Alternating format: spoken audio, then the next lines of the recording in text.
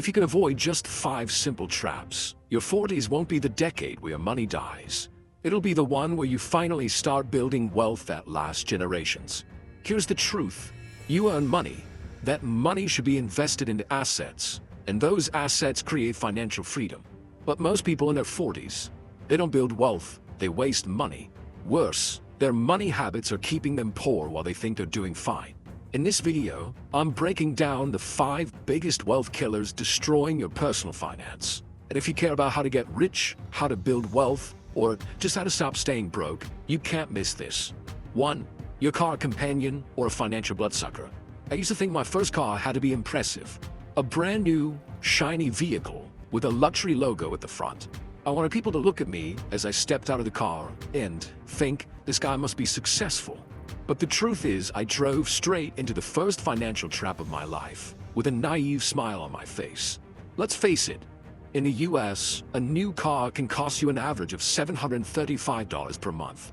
If you choose a used car, it's still $523 a month, not counting insurance, premium gas, maintenance, oil changes, and countless other hidden expenses. At first I thought, maybe I should just stretch a little further and get a new car. But I didn't anticipate the vicious cycle that was waiting for me behind the wheel. I fell into that cycle like so many others. Buy a new car, put down a hefty deposit, then sign a 5-year financing contract. What happens when it's paid off? The car starts to break down, loses its new car feel, and doesn't give me that sense of success anymore. So I traded it in. Another deposit, more monthly payments. And just like that, I kept fueling the consumerism habit without realizing I was feeding a giant money-eating monster.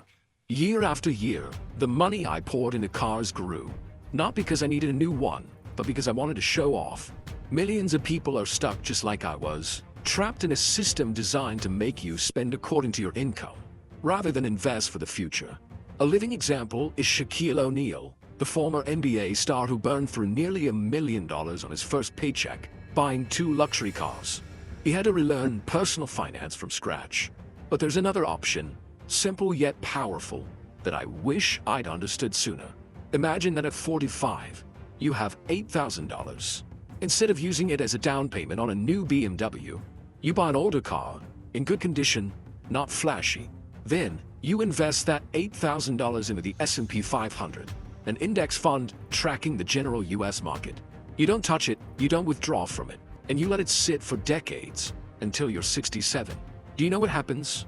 You'll have more than $430,000, and you won't have invested another penny.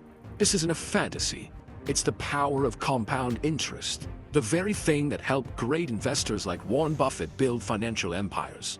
Not through magic, but through patience and discipline. Buffett once said, if you don't find a way to make money while you sleep, you will work until you die. When I realized this, I changed my life strategy. At 40, instead of diving into consumer debt, I chose to live below my means, drive a reliable older car, and invest heavily in assets. It wasn't always easy, especially when my friends were showing off their new cars, posting pictures of shiny interiors on social media. But I reminded myself, I don't need to prove anything. I'm building a future of freedom, and that made all the difference. By the time I hit 50, instead of still being burdened by car payments, I was able to buy a new car with cash, no loans, no monthly pressure, no constant worry. That car is no longer just a tool for impressing people. It's a symbol of discipline, vision, and financial maturity. I'm sharing this story not to tell you never to buy a new car, but to help you understand that every financial decision carries long-term consequences. Wealth doesn't begin with large incomes. It begins with how you spend those first small dollars. 2. Expensive items. I once thought that wearing an expensive watch on my wrist was a way to prove that I had made it. A glittering Rolex or a sleek Audemars Piguet, no need to say a word. People would implicitly understand that I was somebody. But, as it turns out, behind that shiny exterior lay a carefully designed 3-layer trap.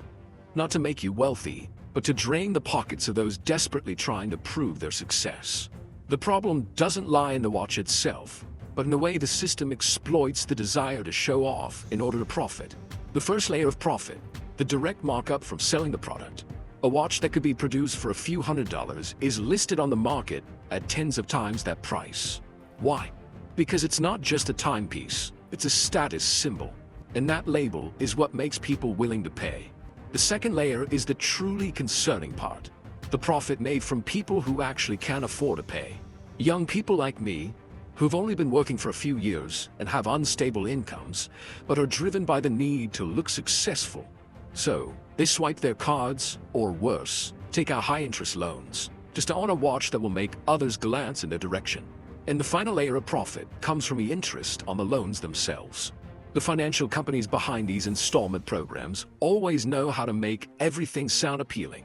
0% for the first 6 months. Easy installments starting at $150 a month. But the truth is, they profit from debts you're not yet capable of managing. The real pain doesn't come from losing money. It comes from thinking you're moving up, while in reality, you're only shackling yourself with chains on your wrist. I once saw a friend online showing off his new Rolex. In my eyes, he seemed like he had entered the elite circle. But a few months later, I overheard that he had to sell the watch for half its price because he couldn't keep up with the debt. What once made him stand tall was now a burden that kept him awake at night. Even those who are truly wealthy, like Warren Buffett, don't chase after luxury watches. He once shared, "I still wear a $20 watch because it tells time exactly the same as a $20,000 watch." That made me realize, real wealth doesn't need to be proven through accessories. Look at billionaire Jeff Bezos. Rarely, if ever, is he seen wearing a watch in casual photos. Instead, he invests his time and money into things that create real value. Technological innovation, space exploration, and building a massive business ecosystem. I've learned an expensive watch doesn't define who you are. It only defines what you want others to think about you. And the paradox is, while the buyer is carrying debt to own that luxury item, the seller is increasing their wealth. In the most recent quarter, many major watch companies still reported millions of dollars in profit, even though the market overall was slowing down. Why? Because there are still so many young people who don't understand that watches don't make you rich, they just make the seller and their investors richer. The reality has proven this. When the economy tightens, interest rates rise, and spending is cut, prices of luxury watches, especially Rolex, are crashing. This shows that what you once thought was an asset is actually just an expensive, depreciating liability, losing value faster than a car. So what's the solution? Instead of pouring money into items meant to impress for a few fleeting seconds, I choose to invest in things that will give me long-term freedom, knowledge, skills, and sustainable investments. A watch might make you stand out for a moment, but knowledge and solid finances will make you shine for a lifetime. I no longer chase expensive watches. I choose serenity on my wrist and abundance in my investment accounts. And when I look back, I realize it was only when I gave up the desire to look rich that I truly began to grow wealthy. 3. Luxurious vacations, the price of stress relief on borrowed money. I used to think a luxurious vacation was the antidote to modern life, a life where everything moves too fast, too loud, and too pressured. We work hard all year long. Don't we deserve to reward ourselves with a getaway to a place with white sand and golden sun? That's why I booked a ticket to Cancun just a few days after seeing pictures of my friends flaunting their vacations on Instagram. I wanted that feeling, the feeling of living fully, of rewarding myself. But no one told me that this so-called living fully could turn into a financial nightmare. According to a Business Insider report, nearly half of young people today are willing to go into debt just to have their dream vacation. A statistic that stunned me. I was once one of them, swiping my credit card without a thought for the bill that would come later. Cancun was wonderful, the sunshine, the delicious food, the sound of the waves soothing my soul. But just a few weeks after I got back, when that $10,000 bill from the bank arrived in my inbox, the joy disappeared. It wasn't just a piece of paper, it was a reminder that I had bought a few days of relaxation with months of stress to come. The problem here wasn't just a vacation. It was a dangerous psychological cycle. Feeling pressure, taking a vacation to relieve stress, returning home to face the debt, feeling even more stressed, dreaming of the next vacation as an escape. With each cycle, you sink deeper into the quicksand of debt. And worse yet, modern society, especially social media, has turned vacations into part of personal identity, as if your worth is directly tied to the extravagance of your most recent trip. I remember Dave Ramsey, one of the most influential personal finance experts in America, once shared, "You can't live the life of the rich if you still spend money like you're bankrupt." That hit me like a ton of bricks. Because it's true. Going on a lavish vacation while my account was nearly drained didn't make me successful. It just made me a debtor to my own thoughtless decisions. Did you know Jeff Bezos drove a Honda Accord during the early years of building Amazon? Not because he couldn't afford a luxury car, but because he understood one principle. Rewarding yourself only makes sense when your financial foundation is solid. A vacation can wait, but financial freedom can't be bought with a few Instagram check-in pictures. And the truth is, relaxation doesn't have to be tied to an international flight. If you don't have the cash, don't travel. It's that simple. You can create a restful space in your own home, turn off your phone, cook a nice meal, listen to soft jazz music, or read a great book. Your mind needs rest, not necessarily your body lounging by a resort pool. Sometimes what you really need is a Saturday with no noise, no emails, no pressure, not a round-trip ticket to some faraway destination. It took me almost 2 years to pay off the debt from that vacation. And during those 2 years, I didn't take another trip. But what I gained was peace of mind, a deep lesson in self-discipline and financial responsibility, a realization that vacations don't define my worth. You don't become someone just because you vacationed in the Maldives or Santorini. But you can become a more peaceful person if you learn how to spend your money responsibly. If you're feeling pressured and thinking about borrowing money to unwind with a vacation, pause for a moment. Take a deep breath. Look at your financial big picture. You may not need to run away from life. Maybe you just need to adjust the way you live. Don't let your youth, the most valuable thing you have, become a sponsor of vacations you'll be paying for decades later. Remember, a vacation should never become a debt. And freedom doesn't lie in where you go, but in the feeling that you no longer fear the bill that comes at the end. Are you ready to choose peace over flaunting? For designer clothes. After the bitter experience with my more expensive than expected vacation, I began to reassess my other financial decisions. And one of the things that struck me the most was my wardrobe. It wasn't that it was lacking in items. On the contrary, it was overflowing. So full, in fact, that I couldn't even close it. But the strange part was that every time I stood in front of the mirror, I still felt like I needed to buy something newer, fancier, more expensive. Then I realized I'd fallen into a familiar trap that millions of people have fallen into, the trap of buying the appearance of wealth, instead of actually building real wealth. I remember a lesson from Bernard Arnault, chairman and CEO of LVMH, the empire behind luxury brands like Louis Vuitton, Dior, Fendi. He wasn't a movie star or a famous athlete, but he had even surpassed Elon Musk to become the richest man on the planet. And the reason? It wasn't necessarily because he sold better products, but because he understood the widespread desire to look rich. Bernard Arnault once bluntly said, "I am rich not because people are truly rich. I am rich because they want to look as if they are rich." That statement hit me like a wake-up call. I used to believe that owning a Louis Vuitton bag would make me more sophisticated, more confident, more respected. But I was wrong.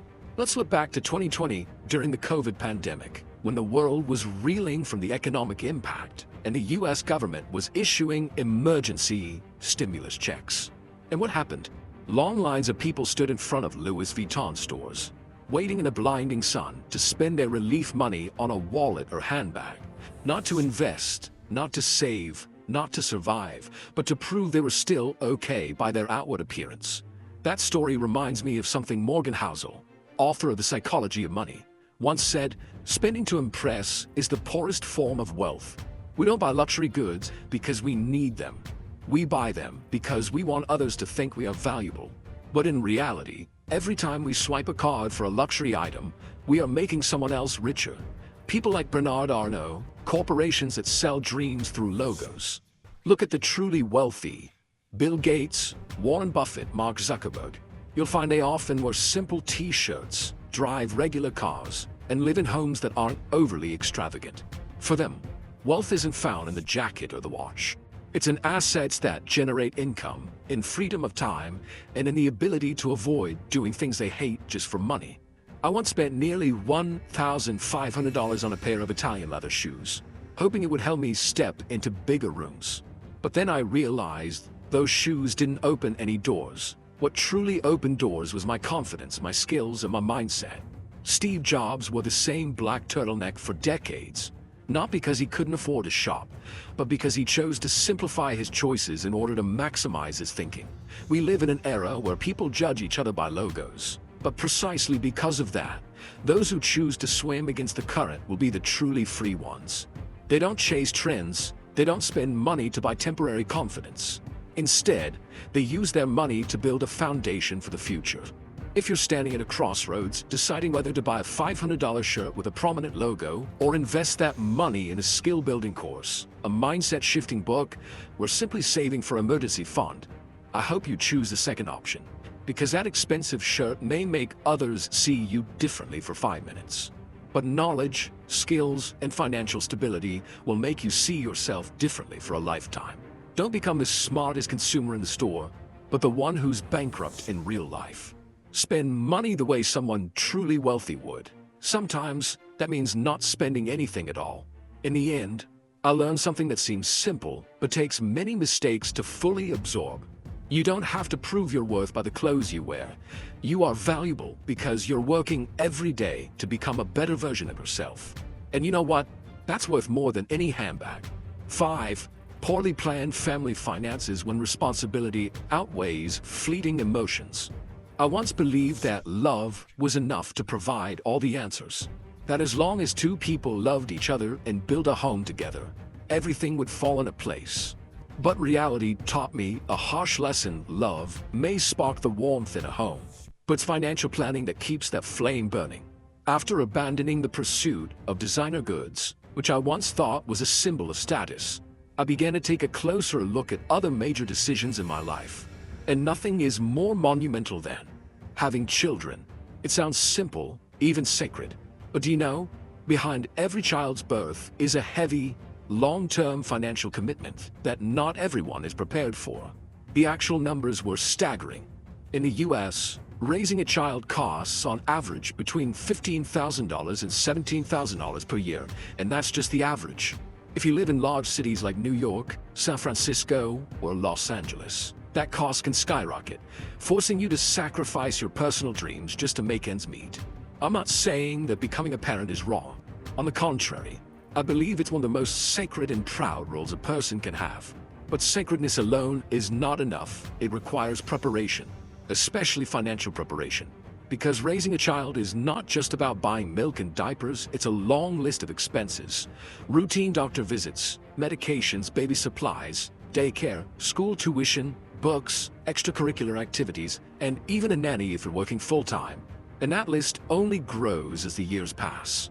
I once watched a close friend, a responsible young man with a stable job, fall into a crisis, simply because his first child arrived earlier than expected.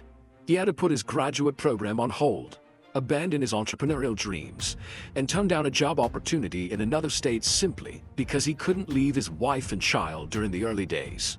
In the end, his career dream was indefinitely postponed, and his finances were constantly in a state of struggle. Having a child is an emotional decision, but it must be made with logic. And I know many Americans have rushed through this path either due to a broken plan, a belief that everything will work out, or simply due to pressure from family and society. But if you're of childbearing age, in love, and thinking about starting a family, I urge you to take the time to plan carefully. Look at your income, expenses, savings, insurance, and even the potential challenges that might arise in the next 5 to 10 years. Ask yourself, if I lost my job for 6 months, can I support a child? If the answer is no, then you might not be ready yet. I think about Elon Musk, a father to 11 children. Many admire him for his courage and exceptional intellect, but few realize that he has an enormous financial ecosystem behind him to ensure each of his children has a solid future. Not everyone could do that. And you certainly can't use Elon Musk as a model if your income hasn't surpassed the average level. Sometimes, we need to learn to acknowledge that taking a step back now is to move 3 steps forward later. You might delay having children to further your education, increase your income, build an emergency fund, or simply to have more time to understand each other as a couple. That's not selfish, that's responsible. I remember a quote from Dave Ramsey, a well-known personal finance expert in the US. Children don't need perfect parents, but they need adults with a plan. That's something I always remind myself of, that love for a child isn't about having one early, but about creating a safe and stable environment for them to grow up in. And you know what? Having a clear plan for your family doesn't make you less romantic. On the contrary, it shows that you are truly serious about the future of your loved ones. There's nothing wrong with dreaming of a home filled with the laughter of children. But don't let the first cry of a child mark the beginning of a string of struggles and financial stress. Having children is a beautiful mission, but make sure you enter that journey with a warm heart and a clear head. Because in the end, true love is not only found in emotions, but in the actions we take to prepare for the future of those we love. So what can you do starting today to get on the right track? Don't let luxury goods, extravagant vacations, or society's temptations distract you.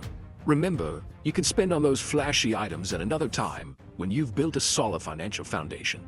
People like Jeff Bezos and Elon Musk understand that investing in themselves and in real financial opportunities is far more important than chasing short-term pleasures. They've accepted sacrificing the present to invest in the future. This is the simple yet incredibly effective strategy of the wealthy. They never live according to what they can afford, but rather abundance. This small difference is the key factor that separates those who keep moving up from those who remain stuck in place. Remember, saving is not about scarcity, it's a smart choice to build lasting wealth. Don't let your money go toward meaningless things. Instead of spending on luxury items or temporary pleasures, use it to invest in assets with long-term value, from real estate, stocks, to businesses or projects you believe in. Only when you know how to make your money work for you can it help you achieve financial freedom. Let me remind you of one crucial point. Let your money work for you as soon as possible. Financial freedom is not a matter of luck. It's about discipline, understanding, and making the right choices from your youth. Surely, if you apply these principles starting now, even just a little bit, you will create a significant difference in your future. Financial freedom is not a faraway dream, but the result of making the right decisions starting today. Begin taking action now, and never let procrastination hold you back. So, we've walked through a journey together from simple starting steps to monumental life decisions. What you've learned today is not just a lesson about money, but about living with purpose and wisdom. Money can buy many things, but financial freedom can only be achieved when you know how to use money wisely, turning it into assets instead of just spending it recklessly. And as I've said, freedom is not about luck, it's the result of wise choices starting right now. Thanks for watching. Remember, building wealth isn't about luck. It's about mindset, smart choices, and taking control of your personal finance. Whether you're learning how to get rich, breaking money habits, keeping you poor, or aiming for financial freedom, every step counts. Don't just waste money. Invest it, grow it, and pass on generational wealth. If you're serious about how to build wealth, hit that like button, share your thoughts below, and subscribe for more videos on investing, money, and the finance skills they don't teach in school. Your journey to becoming rich starts now.